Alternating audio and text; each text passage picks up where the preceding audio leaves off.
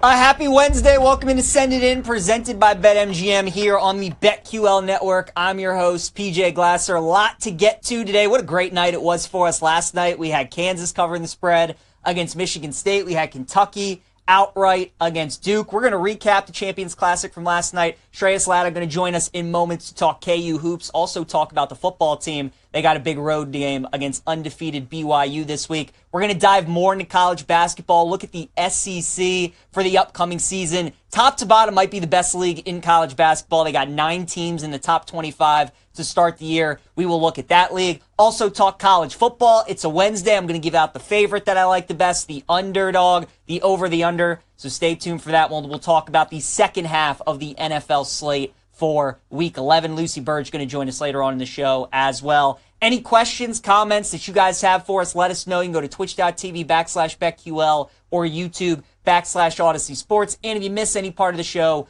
over the next 30 minutes, we got you covered with the Send It In podcast. All right, let's get this thing started. Glasses in session. We go to the Glasser guest line. Shreyas Laddha joins us. Give him a follow on X at Shrey98. Covers Kansas basketball and football for the Kansas City Star. And Champions Classic last night, Shreyas, in Atlanta. It was awesome. That Duke-Kentucky game especially was really good. We've seen Kansas, however, play 2 good teams to start the season. They played North Carolina. They played Michigan State. Obviously, it's still very early. They're still trying to kind of figure out what their team is. But what have been your impressions so far with the Jayhawks now that you've seen them against 2 pretty good teams?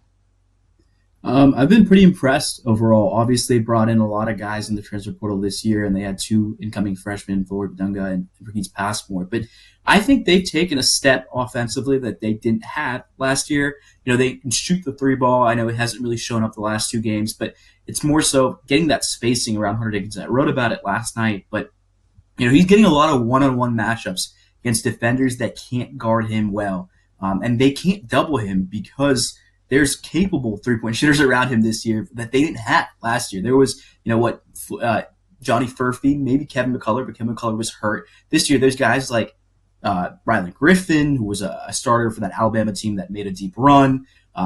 David Quitt, who's a flamethrower from 3, and he plays pesky defense, 5'8", 5'9" guy. And then obviously Zeke Mayo, he's looked like the best offensive player outside of Hunter Dickinson. He was averaging 20 points a game off the bench until he started last night. And he didn't have a great shooting night, but he still put up 10 boards and 7 assists as a 6'3" shooting guard, point guard, really.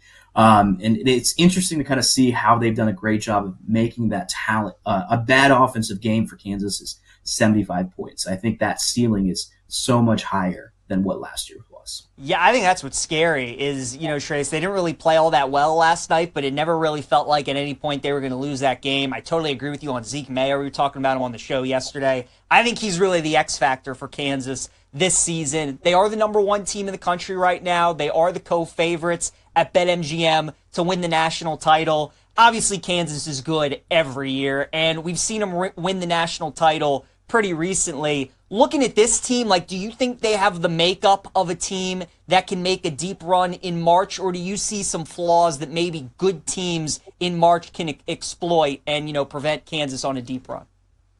Yeah, I think it's super important to see if the 3-point shooting returns to what it was against Howard. At a certain point, the illusion of shooting goes away if you're not making shots. You can only play their spacing is really good because they have 3-point shooters, but if everybody's shooting bad from 3 besides select 1 or 2 guys, then you're back at what they were last year, even if the spacing was a little better. So I'm paying attention to that because they've had 2 straight games where they've been pretty bad from 3-point range. I'm also paying attention to their perimeter defense. I think it hasn't been great to start the season. I think the defense has been pretty okay overall, but Bill Self is, kind of vaunted for his defense and ability to make his teams play top 10, top 15 team in the nation on the defensive end, and they haven't really shown that so far. I think UNC torched them with their trio of guards, and obviously it wasn't a great matchup there for Kansas in that way. But those 2 things, just defending the 3 and shooting the 3 are the only thing I'm really paying attention to. But I think they have the makeup. I think they have the depth. I think they have a bench that they didn't really have the last few years. They started off the season with 2 straight games, 40-plus points. That was the first time they'd done that in a long time. Obviously didn't quite have that bench yesterday. That was Bill Self playing his starters heavy minutes like he likes to do sometimes when he doesn't trust his bench guys.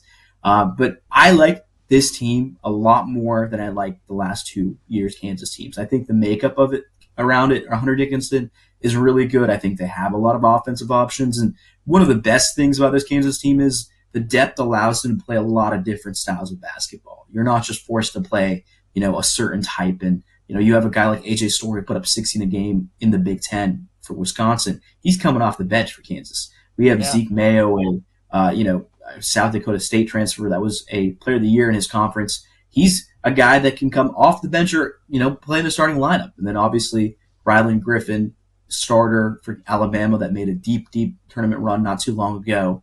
And, these guys are all guys, like Bill Self talked about. He wanted 8 starters or 8 startable players. Well, in every other team, some of these guys who are coming off the bench probably would be starting. Yeah, no question. And as you know, the Big 12, the last few years in college basketball has been great. It's going to be really good again this year, Shreyas. And they add Arizona now into the Big 12, which is only going to make it that much better. So Kansas is the favorite to win the league this year. Who would you see as their biggest challenger? Is it Houston or is it one of those other top teams?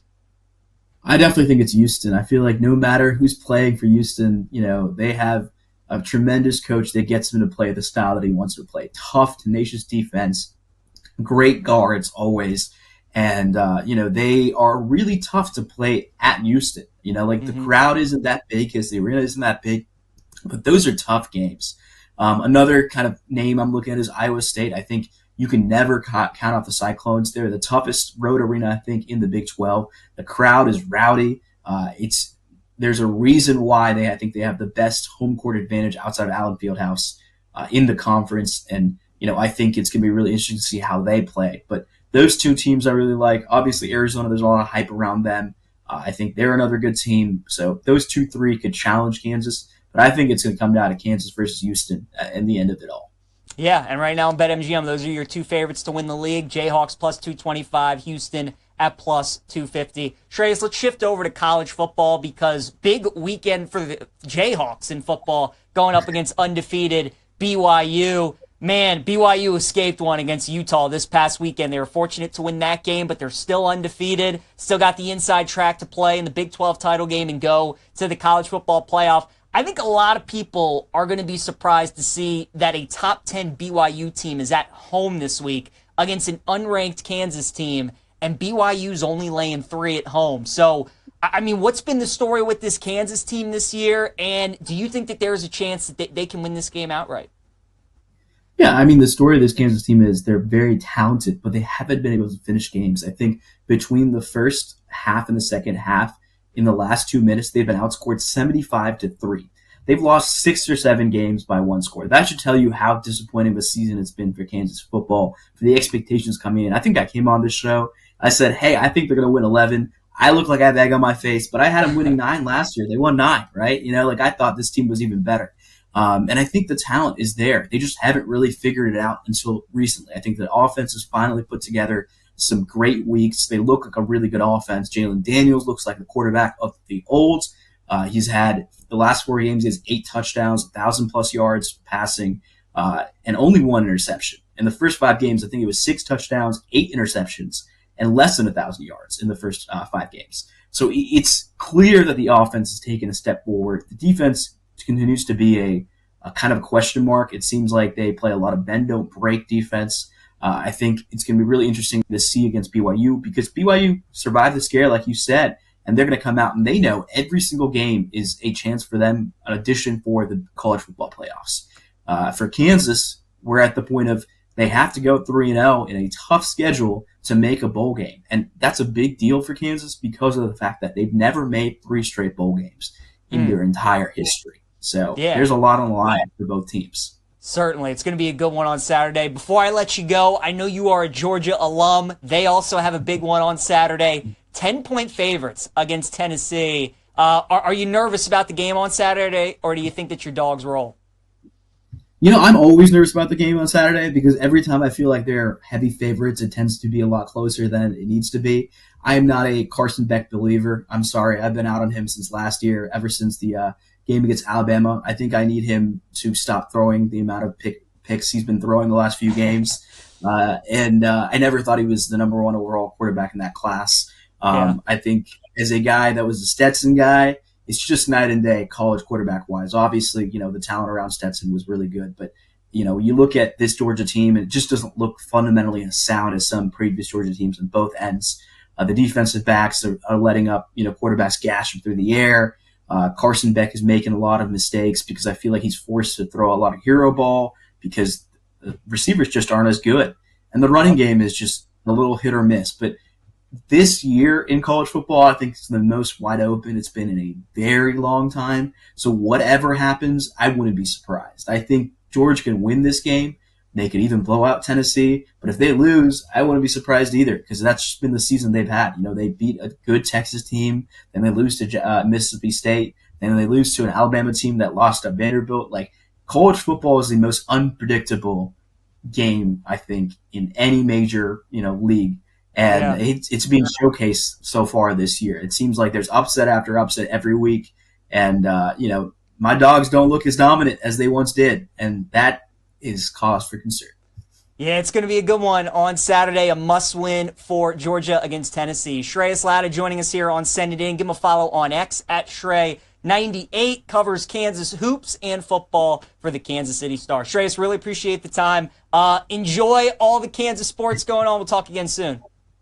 Appreciate it. Thanks for having me, guys. Yeah, no problem. All right, guys, let's continue talking college basketball here on Send It In. We'll dive into the SEC as we look into our glass ball. Thought it'd be great talking SEC futures, obviously, with Kentucky having the big upset win over Duke last night. Kentucky was 20-1 to win the SEC before the game last night, and now they are 14-1. We also talked about betting Kentucky to win the national championship on the show yesterday. They go from 35-1 to 30-1. Jay Billis during the broadcast last night said something that really stuck with me, that Kentucky was picked to finish 8th in the SEC poll in the preseason. And I'm going through it, and I'm looking at who the top 7 teams were, and I can't believe that we had Kentucky as the 8th best team, that all the experts picked them to finish in the SEC. Now, Bama and Auburn were the top 2 teams, deservedly so. Those are the 2 best teams. Tennessee right behind them at number 3. Even though this Tennessee team isn't as good as some of the years past, still really good. You know what you're getting out of them on the defensive ends. Kai Ziegler, their point guard, been there a long time. Jordan Gainey's still there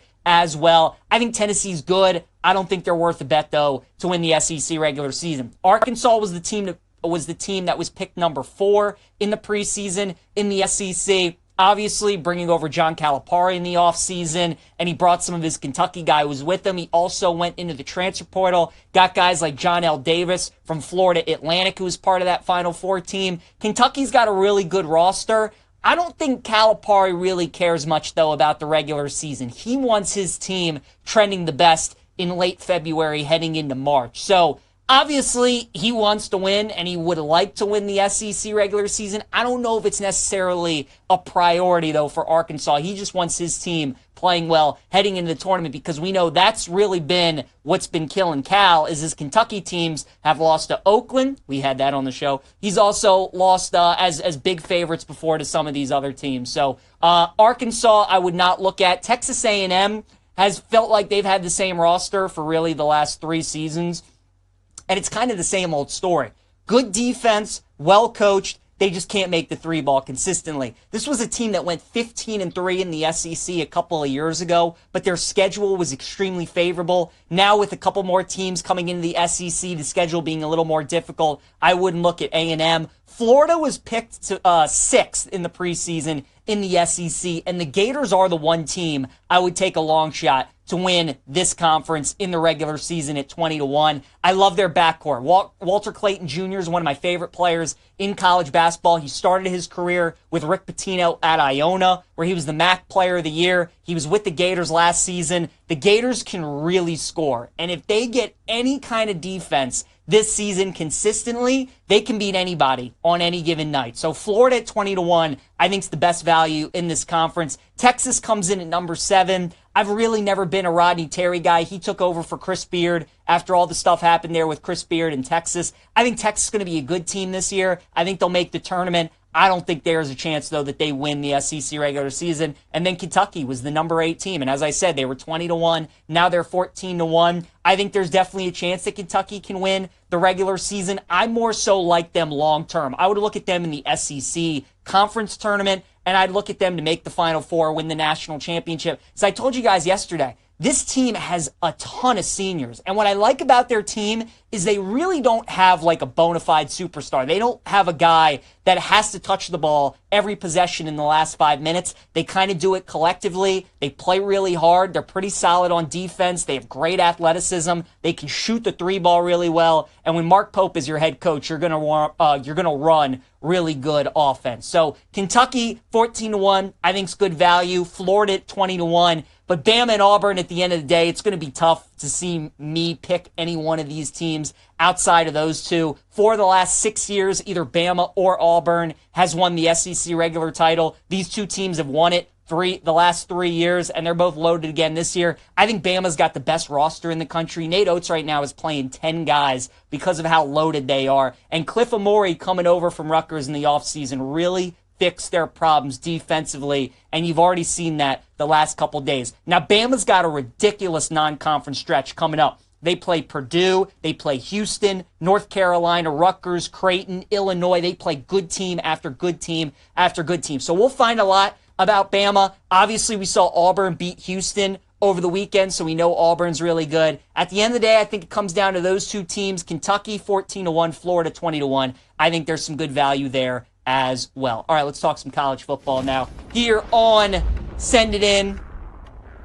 And it's a Wednesday, so we'll look at the over that I like the best, the under, my favorite underdog and outright dog that I like for week 12 already in college football. We'll start with the over that I like the best. That's going to be Penn State and Purdue. I'm taking the over 50.5 in this game. The committee absolutely loves Penn State. They love Penn State. Penn State hasn't beaten a ranked team all year. The one good team that they've played, they lost to Ohio State at home, yet the committee had Penn State ranked 4th. And they finished the season with a couple of cupcakes, including Purdue on Saturday. So Penn State needs style points. And we talk about this all the time with James Franklin. He doesn't beat good teams. He doesn't beat top 10, top 5 teams, but he always kills it in these kind of games, and I expect him to do the same. Penn State might cover this over by themselves and score into the mid-50s against a really bad Purdue team.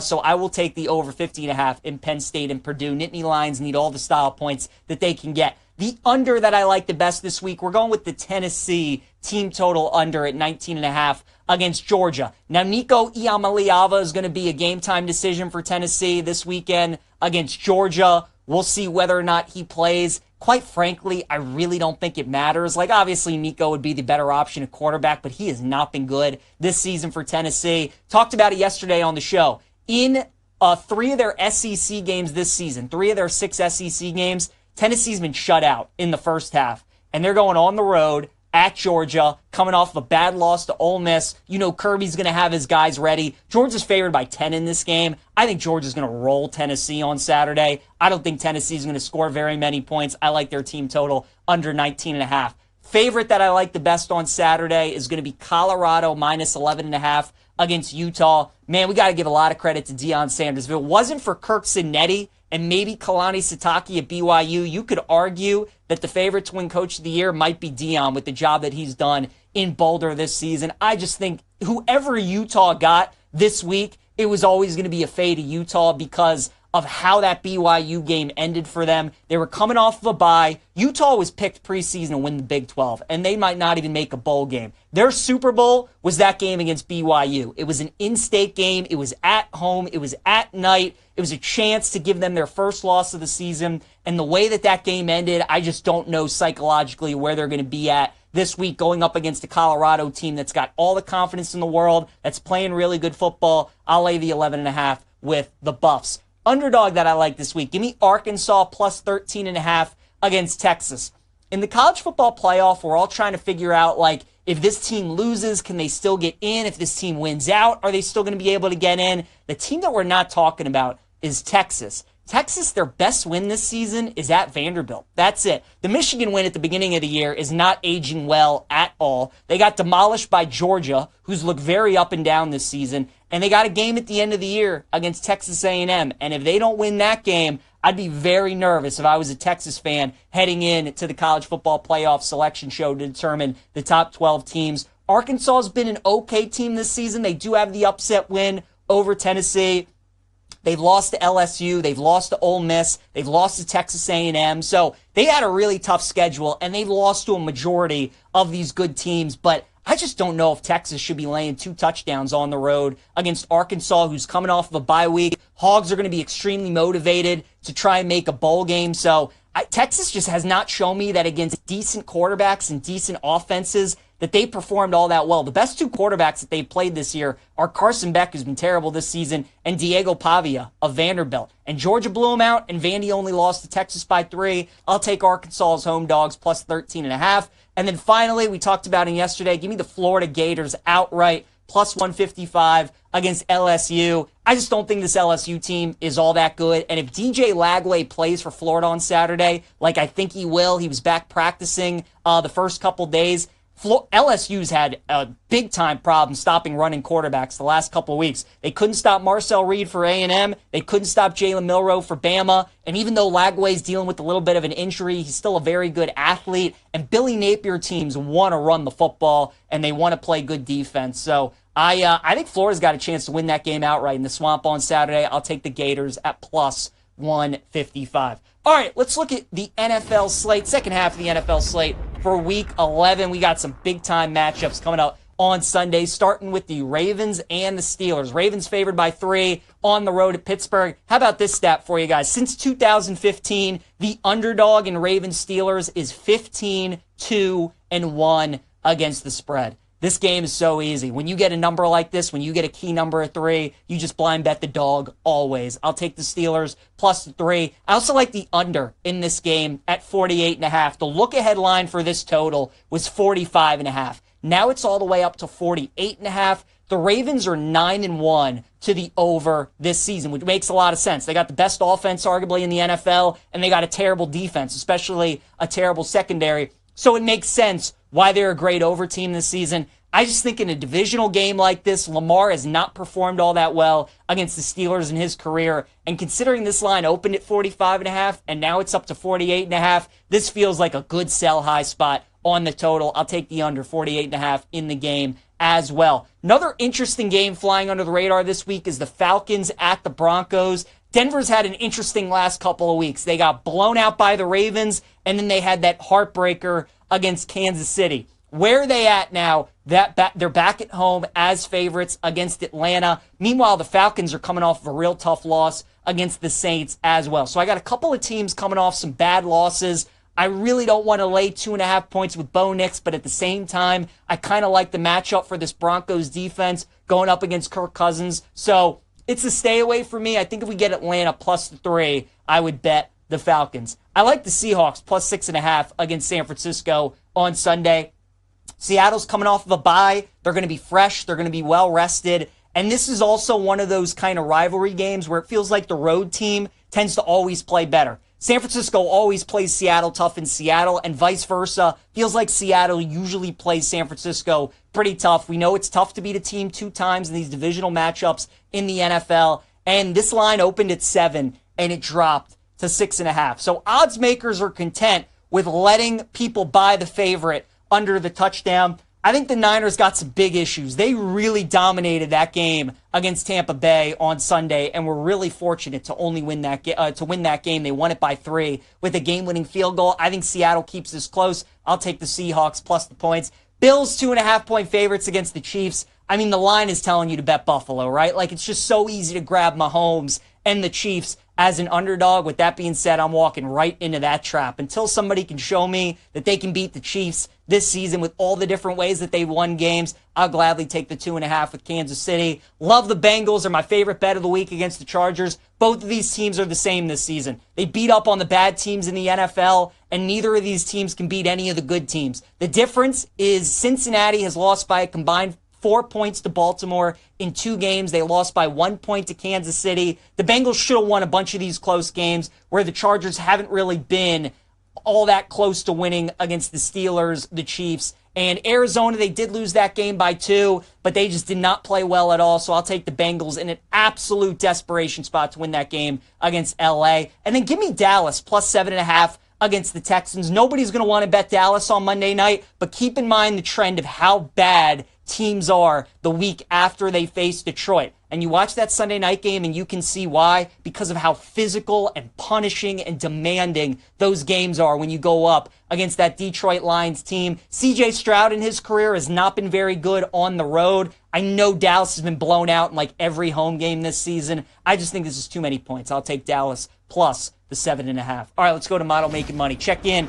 with Lucy Burdge. Win us some money on this Wednesday. Lucy, what are the 5-star plays BetQL has for us today? Yes, hello, PJ. 5-star play for today is Dayton minus 16.5 against Ball State. Dayton has covered the spread in both of their games so far this season, while Ball State is 1-1 straight up and failed to cover against Georgia State. So the BetQL model loves this as a 5-star play today. Dayton minus 16.5 against Ball State. All right, very good. Lucy, what about yourself? What do you like for tonight? Some of your best bets. Yes, so I'm going to the NBA tonight. Hopefully do better tonight than last night. Pacers minus 1.5 against the Magic. The Pacers have covered in 3. Go Sirs, Sean. Let's go. Pacers covered in 3 of their last 4 games, and they are 3-3 against the spread on the road. And they're averaging 116.5 points scored per game. Magic are only averaging 108. So suck it, Magic. Go Sirs minus 1.5. And then for tomorrow night, Commanders plus 3.5. The Eagles have been favored by 3.5 points or more 4 times this season and covered the spread in only 1 of those games, while the Commanders are 7-3 against the spread and have covered in 2 of the 4 games in which they were an underdog of 3.5 or more points. So Commanders plus 3.5 for tomorrow night. Very good. Lucy, that's going to be a great game tomorrow night. We got the Shawnee Sharp seal of approval, too, on that Pacers play against the Magic. Lucy, in a minute, what is your favorite bet in the NFL this weekend outside of Washington? What else do you like? Yes, so I love Chiefs money line, and this one is a literally a toss-up, basically. But I think the Chiefs will continue their winning streak, and they will continue to be undefeated this week. They just keep finding ways to win. So I would be terrified to bet against the Chiefs going forward. No matter what, they find a way to win. It is eerie. It is spooky. So Chiefs money line against the Bills, massive game. I agree, Lucy. I agree. Look, they're telling us to bet Buffalo, right? They're daring us to bet Kansas City, but I'm like you. I'm walking right into that trap. I'll bet the Chiefs as well until somebody can show us that they can beat them. Lucy Burdge joining us here on Send It In. Great stuff as always. Lucy, good luck to you tonight. Let's go Pacers, Commanders tomorrow. We'll talk again soon. Thank you, PJ. I'll talk to you soon. You got it. All right, guys. For those people who want to continue to bet but don't have the time to research each individual game, you need to download the BetQL app. It ranks each game on a 1 to 5 star scale based on its unbeatable analysis from spreads and over-unders to player props. Stay up to date and bet confidently with BetQL's help. All right, let's wrap the show. PJ's plays. Got about a minute left. We did good with these last night. Let's try and keep it rolling. Prop lock tonight's going to be Evan Mobley over 17.5 points for the Cavs going up against Philadelphia. Cleveland's still undefeated. They've been awesome under Kenny Atkinson. Embiid, second night of a back-to-back. He's not going to play after making his season debut yesterday. I think Mobley takes advantage. We'll go over 17.5 points for Evan Mobley. Dog of the day, we're going to the ice. Give me the Maple Leafs plus 120 against the Capitals. I'm a Caps fan. I've been so pleasantly surprised with how they played to start the season. Their offense has been on fire. They're scoring like 5 goals a game. I don't know if they should be a minus 140 favorite, though, against Toronto. Feels like a good sell high on Washington. Give me the Leafs plus 120. And then finally, my best bet, give me the Celtics minus 8.5 at the Nets. The Celtics have been playing with their food a little bit. The past couple of nights, they lost outright as like 17-point favorites to the Hawks yesterday. They took this Brooklyn team to overtime last Friday. Feels like this is a game where the Celtics, they come out with a little energy, a little intensity. I think they blow out Brooklyn. Give me Boston minus 8.5 against the Nets. Once again, Mobley over 17.5 points tonight for the Cavs is our prop block. Leafs plus 120 against the Capitals, our dog of the day. And Boston Celtics minus 8.5 is going to be our best bet. Thanks again to Shreyas for joining us, as well as Lucy Burdge. We'll see you guys tomorrow. Caroline Fenton previews Week 12 of college football. See you then.